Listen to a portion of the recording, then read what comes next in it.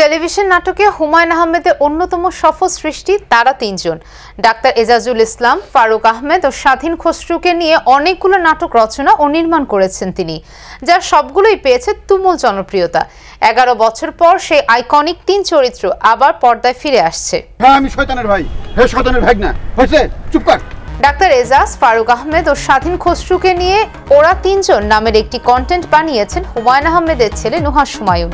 এরই মধ্যে তাদের নিয়ে গাজীপুরের বিভিন্ন লোকেশনে শুটিং সম্পন্ন হয়েছে। গণমাধ্যমকে বিষয়টি নিশ্চিত করেছেন অভিনেতা ফারুক আহমেদ। কাজটির জন্য লন্ডন থেকে সম্প্রতি দেশে এসেছেন স্বাধীন খসরু, যিনি ডাক্তার এজাজ ও ফারুক আহমেদের ভাগ্নে চরিত্রে অভিনয় করে থাকেন এই সিরিজে। এবারও তাদেরকে একই চরিত্রে দেখা যাবে। ফারুক আহমেদ গণমাধ্যমকে বলেন, নাটক নয়, মূলত বিজ্ঞাপনের জন্য আমাদের এক করেছেন নির্মাতা। একসঙ্গে 5টি বিজ্ঞাপন হবে, এর চেয়ে বেশি কিছু বলা নিষেধ আছে।